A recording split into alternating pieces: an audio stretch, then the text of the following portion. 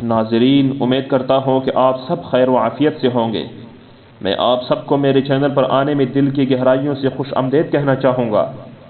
آج کی اس ویڈیو میں ناظرین میں آپ کو بتاؤں گا کہ فتح بیت المقدس کب ہوا۔ تو یاد رکھنا، یہ بات ذہن میں بٹھا لینا کہ فتح بیت المقدس 29 رجب سن 593 ہجری میں بروز جمعے کو ہوا تھا۔ اس کے بعد تمام کی تمام ہسٹری میں آپ کو ایک ایک کر کے شروع سے بتاؤں گا۔ سلطان صلاح الدین ایوبی رحمۃ اللہ علیہ نے پچھلی ویڈیو میں جو میں نے شرائط بتائے تھے اس کے مطابق 29 رجب 593 ہجری میں بروز جمعہ بیت المقدس کو فتح کر لیا۔ اس کے بعد شہر کی فصیلوں پر اسلام میں جھنڈے بلند کر دی گئے۔ وہ دن مسلمانوں کے لیے یادگار دن تھا۔ اس دن بیت المقدس کے تمام دروازوں پہ فدیے کے یہ رقم وصول کرنے کے لیے خزانچے مقرر کی گئے تھے، مگر ان عیسائیوں پر زیادہ سختی نہیں کی گئی، چنانچہ ان میں اکثر کچھ رقم ادا کیے بغیر ہی نکل گئے۔ آخر میں 16,000 نفوس ایسے باقی رہ گئے جو یہ رقم ادا نہیں کر سکتے تھے، لہٰذا انہیں قیدی بنا لیا گیا۔ بیت المقدس میں تحقیق کرنے سے یہ معلوم ہوا کہ خواتین اور بچوں کے علاوہ وہاں عیسائیوں کے 60,000 جنگجو سپاہی تھے، جو اپنے قلعوں اور شہروں کے فتح ہونے کے بعد وہاں پناہ گزین ہو گئے تھے۔ اس تعداد کے تقریباً صحیح ہونے کا ثبوت یہی ہے، اور یہ ہے کہ حاکم رملہ بلیان ابن نذران 18,000 افراد کی طرف سے 30,000 دینار ادا کیے، اور 16,000 افراد یہ رقم ادا نہیں کر سکے جو قیدی بنائے گئے۔ اس کے علاوہ ان کے تمام امراء نے ایک بڑی تعداد کو مسلمانوں کے بیس میں نکلوا دیا۔ سلطان نے روم کے شاہی خاندان کی بعض خواتین کو جو راہبہ بنی ہوئی تھی رہا کر دیا، اور انہیں اپنے غلاموں، نوکروں، چاکر اور مال و دولت اور ساز و سامان کے ساتھ چلے جانے کی اجازت دی۔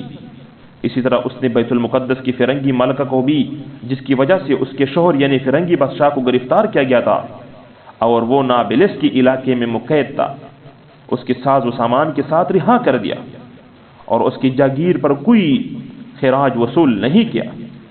اسی طرح بطرک اعظم سب سے بڑا عیسائی پیشوا بھی اپنے ساز و سامان کے ساتھ اور اپنے ان عبادت خانوں کے مال و دولت کے ساتھ نکل گیا۔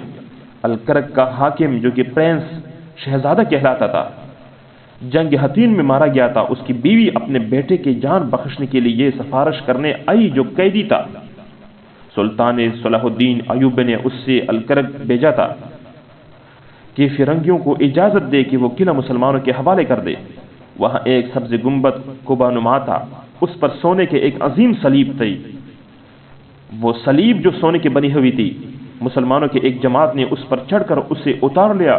اس وقت زمین نعرہ تکبیر سے گونج اٹھی تھی۔ جب بیت المقدس کا شہر دشمن سے خالی ہو گیا تو صلاح الدین ایوبی رحمۃ اللہ علیہ نے حکم دیا کہ اس کے مقدس شعائر اور اشیاء اپنے قدیم حالات کی طرف لٹا دی جائے، اور کیونکہ فرنگیوں نے ان میں بہت تبدیلی کر دی تھی، لہذا انہیں اپنے اصلی حالت کی طرف لٹا دیا گیا۔ سلطان صلاح الدین ایوبی نے یہ بھی حکم دیا کہ بیت المقدس کی مسجد اور اس کے صحرا مبارک کو جتنی بھی ان عیسائیوں کی وجہ سے نجاست اور گندگی کچھ لگی ہوئی ہو یا مشکوک چیزیں ہو، ان سب سے اس مبارک اور پاکیزہ جگہ کو صاف کیا جائے۔ چنانچہ ان دونوں شہر کے مقامات کو پاک اور صاف کر دیا گیا۔ آگے پھر مسلمانوں نے دوسرا جمعہ قبۃ الصخرہ میں پڑھا، اور سلطان صلاح الدین ایوبی کے حکم سے دمشق کے قاضی محی الدین بن زنگی نے خطبہ جمعہ پڑھا۔ خطبہ کا جمعہ وہ قاضی محی الدین بن زنگی نے دیا۔ انہوں نے اپنے خطبے میں موجودہ حالات اور اسلام کی عظمت کو اسی طرح بلاغت امیز مؤثر انداز میں بیان کیا کہ اس کو سن کر مسلمانوں کے رونگٹے کھڑے ہو گئے۔ یہ خطبہ اس قدر عمدہ تھا کہ راویوں اور مؤرخوں نے اسے نقل کر کے بیان کیا۔ بعض ازاں سلطان صلاح الدین مسجد اقصی کے 5 وقتہ نمازی امام اور خطیب کی حیثیت سے پڑھتا رہا۔ اس نے حکم دیا کہ اس کے لیے ممبر تیار کیا جائے۔ اس پر مسلمانوں نے اسے آگاہ کیا کہ 20 سال ہوئے سلطان نور الدین محمود کے لیے ایک ممبر تیار کیا گیا تھا، اور حلب کے کاریگروں نے اکٹھے ہو کر کئی سالوں میں اس ممبر کو عمدہ کاریگری سے تیار کیا تھا۔ لہذا سلطان صلاح الدین ایوبی نے حکم دیا کہ وہ ممبر لا کر یہاں مسجد اقصی میں نصب کیا جائے۔ سلطان نے یہ بھی حکم دیا کہ مسجد اقصی کو آباد کیا جائے اور اس کی مناسب تعمیر کی جائے، اور رقبہ صخرہ کے اوپر سے سنگ مرمر کو اکھیڑ دیا جائے۔ اس کی وجہ یہ تھی کہ عیسائیوں کے پادری صخرہ کے پتھر کو فروخت کرنے لگے تھے، اور اس کے پتھر کو تراش کر اسے سونے کے بہاؤ پر فروخت کرتے تھے۔ فرنگی عیسائی اسی برکت سے حاصل کرنے کے لیے اس کی خریداری میں مقابلہ کرنے لگے اور پتھر کے ان ٹکڑوں کو اپنے گرجوں میں رکھنے لگے۔ اس کا نتیجہ یہ ہوا کہ فرنگی بادشاہوں کے دلوں میں یہ اندیشہ پیدا ہوا کہ کہیں یہ صخرہ چٹان فنا نہ ہو جائے، لہٰذا اس کی حفاظت کے لیے انہوں نے اس صخرہ کے اوپر سنگ مرمر کا فرش بچھا دیا۔ مگر بیت المقدس کی فتح کے بعد صلاح الدین ایوبی نے اسے اکھیڑنے اور نکالنے، وہاں سے ہٹانے کا حکم دیا۔ اب مسجد اقصی میں قرآن کریم کے بہت سے نسخے اکٹھے ہو گئے۔ وہاں تلاوت قرآن کے لیے قاری مقرر کی گئے جن کی تنخواہ مقرر تھی۔ سلطان نے وہاں خانقاہیں اور مدارس بھی تعمیر کرائے۔ یہ رفاع عامہ کی کام اس کا زبردست کارنامہ ہے۔ جب فرنگی بیت المقدس سے نکلے تو انہوں نے اپنے غیر منقولہ جائیداد نہایت سستی داموں پر فروخت کر دی، جسے مسلمان فوجیوں اور قدیم مقامی عیسائیوں نے خرید لیا تھا، اور قدیم مقامی عیسائیوں پر پہلے کی طرح جزیہ مقرر کیا گیا تھا۔ جب صلاح الدین ایوبی نے بیت المقدس کو فتح کر لیا تو اس سال ماہ شعبان کے آخر میں اس شہر کے بحر مقیم رہا۔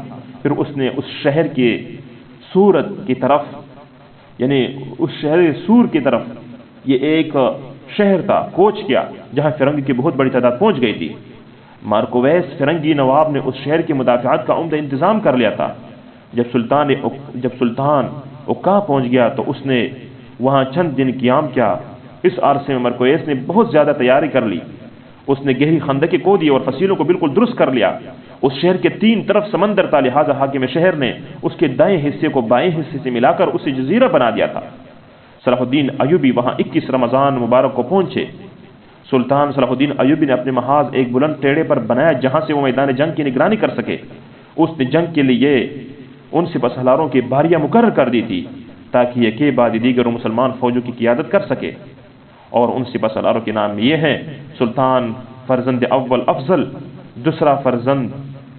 دوسرا جو فرزند الظاہر، اور اس کا بھائی ملک عادل، اور اس کا بھتیجا تقی الدین تھا۔ اس کے بعد بحری جنگ کس طرح ہوئی یہ میں آپ کو انشاءاللہ اگلی ویڈیو میں بتاؤں گا۔ آپ ہمارے ساتھ ہمیشہ کے لیے رہیے۔ انشاءاللہ ہم آپ کو اسلامی تاریخ اور ہسٹریوں سے مکمل طور پر آگاہ کریں گے، اور آپ کو بغیر یعنی بے غبار کر کے ایک ایک چیز آپ کو صاف کر کے بتائیں گے۔ آپ جب تک ہمارے ساتھ رہیے، ہم آپ کو ایک ایک چیز آپ کے دل اور ذہن کے مطابق بتائیں گے اور بیان کریں گے۔ آپ سب اپنا خیال رکھیے گا۔ آپ سب کی دعاؤں سے میں آپ سب سے اجازت چاہتا ہوں۔